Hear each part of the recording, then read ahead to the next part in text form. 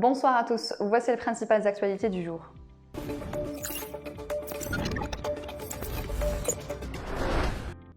Les unités de la protection civile ont effectué plusieurs interventions suite à l'effondrement partiel d'habitations et des glissements de terrain au niveau des wilayas du centre du pays, touchés par les intempéries des dernières 24 heures sans faire de victimes, indique ce mercredi un bilan de la protection civile.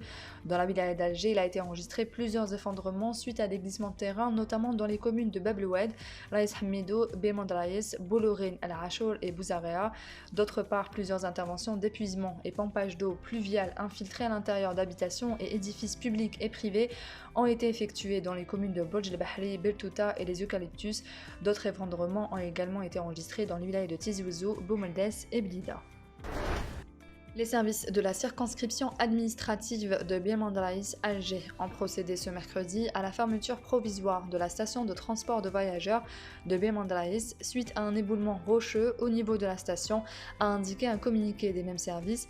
Une série de mesures provisoires ont été prises jusqu'au rétablissement de la situation. L'arrêt de bus a été ainsi transféré à la rue adjacente avec interdiction aux autres véhicules d'emprunter cette voie, précise la même source. Il a été décidé par ailleurs de la mise en double sens de la route parallèle menant vers l'avenue Mohamdi, ajoute le communiqué. Alerte météo, les fortes pluies continueront d'affecter plusieurs wilayas du centre et de l'est du pays jusqu'à demain matin, selon un bulletin météorologique spécial. Les wilayas de Indfla, Tipaza, Blida, Alger, Boumeldes, Tizi Ouzou, Bouira, Béjaïa, Djidel, Bodj Bouarerij, Sétif, Mila et Constantine sont placés en vigilance orange jusqu'à demain, précise la même source.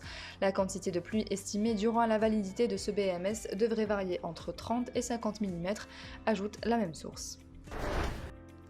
Les députés de l'Assemblée populaire nationale ont adopté aujourd'hui mercredi le projet de loi de finances pour l'exercice 2022 lors d'une plénière présidée par Brahim Bourali, président de l'APN, en présence du Premier ministre, ministre des Finances, Ayman Ben Abdelrahman et de nombre de ministres, à l'exception du Parti du Mouvement de la Société pour la Paix qui a voté contre. Le projet de loi de finances 2022 a été approuvé par le reste des députés. Samedi dernier, pour rappel, les députés avaient finalisé le débat en plénière autour du projet de loi de finances avant d'écouter les réponses du Premier ministre Ayman Ben Abdelrahman à leurs préoccupations. Le conseiller du ministre de l'Énergie et des Mines, Mohamed Hamel, a été élu mardi secrétaire général du Forum des pays exportateurs du gaz parmi 5 candidats lors de la 23e réunion ministérielle du Forum, à laquelle prend part le ministre de l'Énergie et des Mines, Mohamed Al-Qab, à partir d'Abu Dhabi par visioconférence.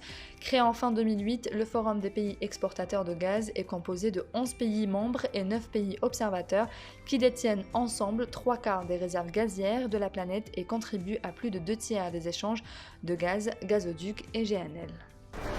Santé, 22 à 23% des personnes ayant contracté le coronavirus ont découvert par hasard qu'ils étaient atteints de diabète, c'est ce qu'a indiqué ce mercredi le professeur Amar Tabaïbia, chef de service de médecine interne à l'établissement public hospitalier Betalia d'El Biar à Alger.